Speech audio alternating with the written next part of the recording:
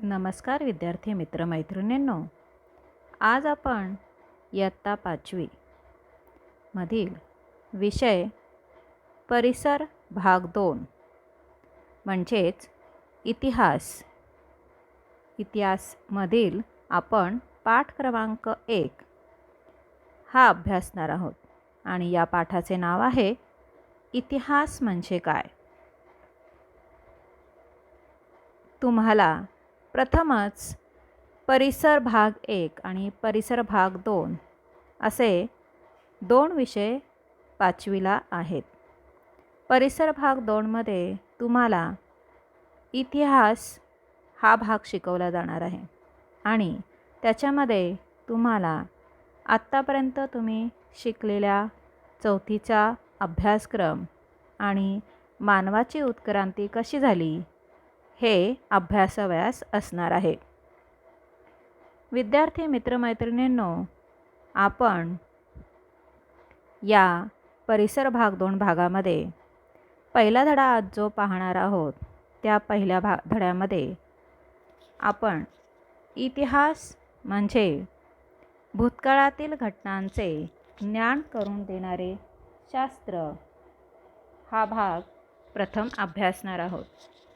आणि अभ्यासत असताना आपण गेल्या वर्षी 4थी इयत्तेत छत्रपती शिवाजी महाराजांचे चरित्र आणि त्यांचे स्वराज्य स्थापनेचे कार्य यांचा अभ्यास केला.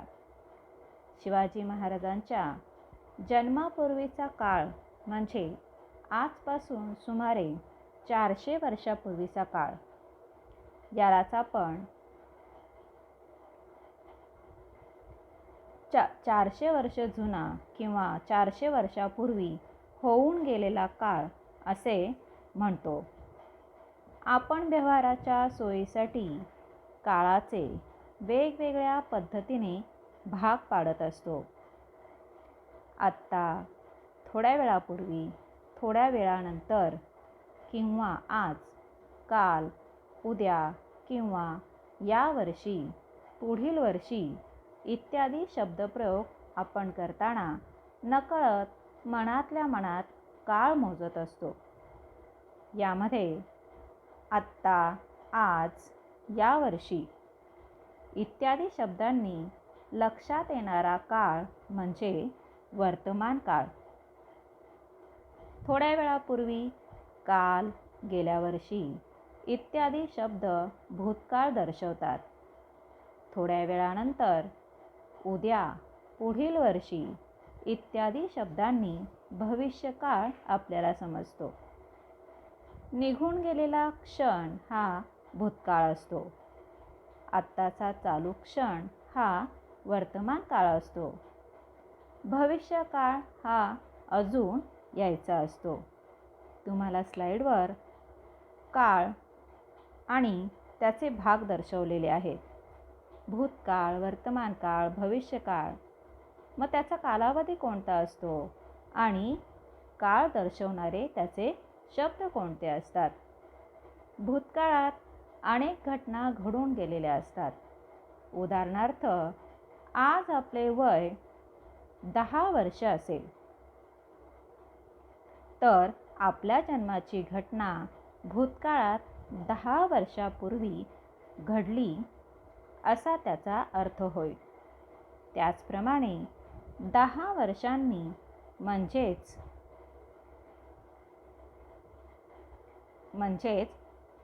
भविष्यकाळात आपले वय 20 वर्ष असेल. आपल्या जन्मदिवसापासून आजपर्यंतचा म्हणजे निघून गेलेला काळ हा आपला म्हणजे एका व्यक्तीच्या आयुष्यातील भूतकाळ आहे. भूतकाळात ज्या ज्या घटना घडलेल्या असतात, या घडलेल्या घटना समजून घेण्याच्या शास्त्राला आपण इतिहास असं म्हणतो. या इतिहासाची शास्त्रीय पद्धत आहे बरं का. इयत्ता 3री व 4थीमध्ये परिसर अभ्यास या विषयाच्या पाठ्यपुस्तकात आपल्याला वेगवेगळ्या शास्त्रांची ओळख झालेली आहे.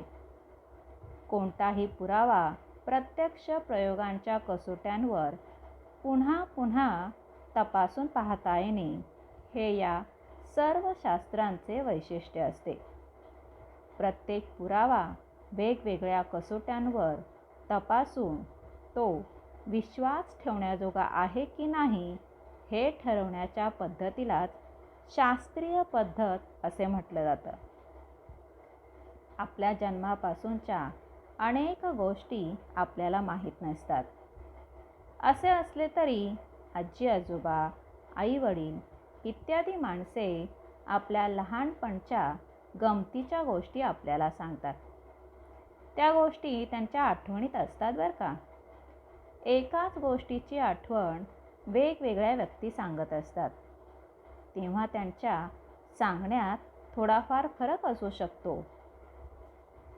अशा वेळेस नेमके बरोबर कोणते असा प्रश्न आपल्याला पडतो. नेमके बरोबर कोणते हे ठरवण्यासाठी सांगितल्या गेलेल्या गोष्टींची बारकाईने तपासणी आपण करतो. भूतकाळातील घटना पुन्हा जशाच्या तशा घडून आणण्याचा प्रयोग करणे शक्य नसते. त्यामुळे इतिहास मांडण्याची पद्धत इतर शास्त्रांपेक्षा वेगळी आहे. असे असले तरी त्यातील पुरावा शोधण्यासाठी, तपासण्यासाठी आणि जुळवण्यासाठी शास्त्रीय पद्धतीचाच उपयोग केला जातो. त्यासाठी आवश्यकता असेल तर इतर शास्त्रांची सुद्धा मदत घेतली जाते. हे सर्व विचारात घेऊन इतिहास एक शास्त्र आहे असे म्हटले जाते. इतिहास केवळ कल्पनेच्या आधारे लिहिला जात नाही. प्राचीन वास्तू, किल्ले, भांडी, नाणी, वस्तू, कोरीव लेख, ताम्रपट, ग्रंथ, हस्तलिखिते, लोकांच्या स्मरणात असलेल्या कथा, कहाण्या, लोकगीते इत्यादींना इतिहासाची साधने असं म्हटलं जातं.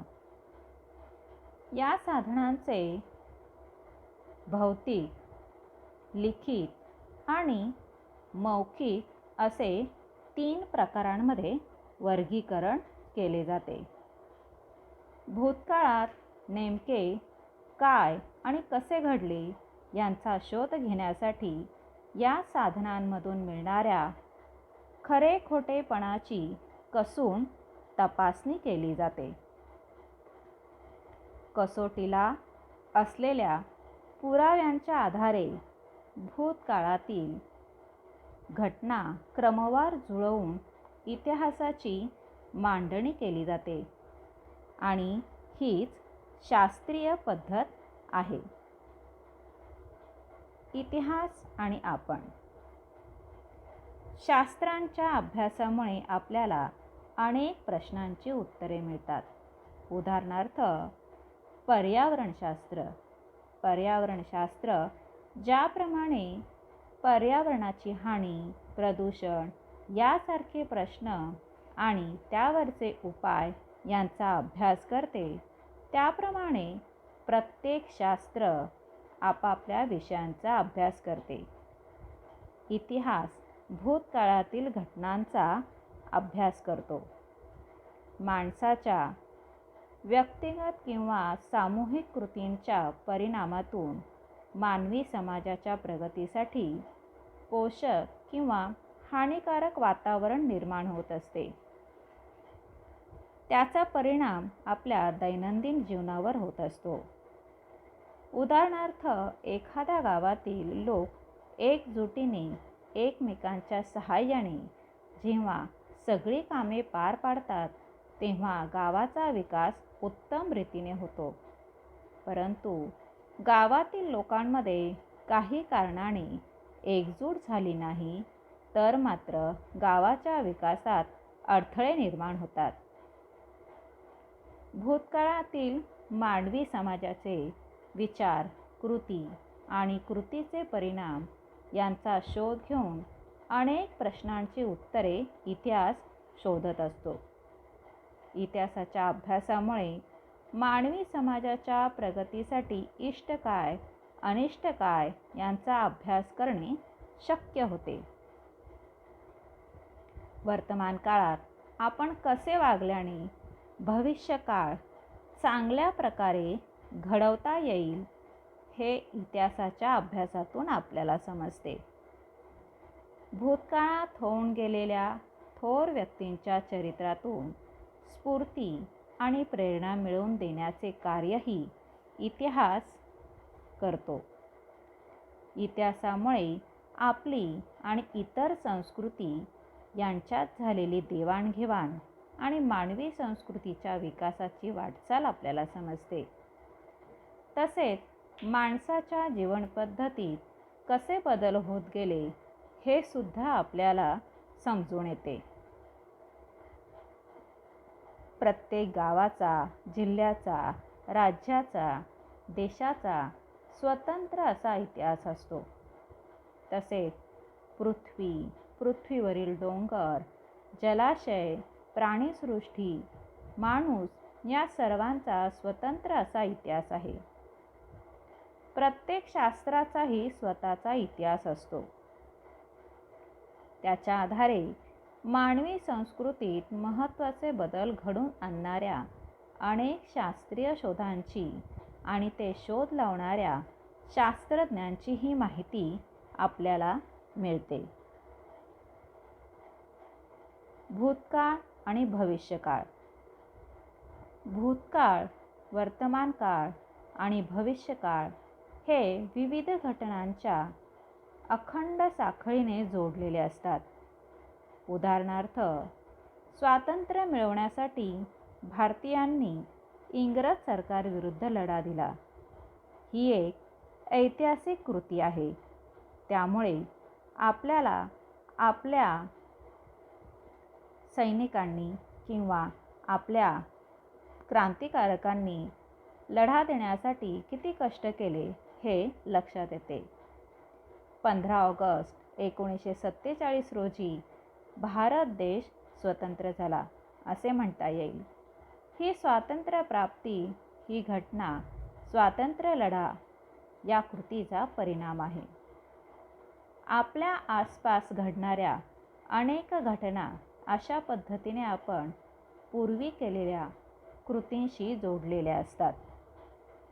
त्यामुळे आपल्याला हेही कळते की पूर्वी केलेल्या म्हणजे भूतकाळातील कृतींवर भविष्यकाळ अवलंबून असतो. इतिहासाच्या अभ्यासातून आपण हे शिकतो. उदाहरणार्थ, फार पूर्वीच्या काळी मानवाने आसपासच्या परिसरात उपलब्ध असलेल्या साहित्यातून हत्यारे निर्माण करण्याची कला आत्मसात केली. अग्नीचा वापर कसा करावा हे त्याने शिकून घेतले. त्याने पुढे चाकाचा शोध लावला. पुढच्या पिढ्यांनी अशा गोष्टींमध्ये भर घातली. मानवाच्या शारीरिक आणि बौद्धिक विकासाच्या जोडीनेच तंत्रज्ञानही विकसित होत गेले. ही प्रक्रिया अजूनही अखंडपणे सुरूच आहे. भूतकाळातील शोधांच्या आधारानेच पुढचे नवीन शोध लावणे शक्य असते. विद्यार्थी मित्रमैत्रिणींनो, आपण आजच्या पाठामध्ये इतिहास म्हणजे काय याचा थोडक्यात अभ्यास केलेला आहे आणि या पाठामध्ये आपण इतिहास हा 3 गोष्टींवर अवलंबून आहे.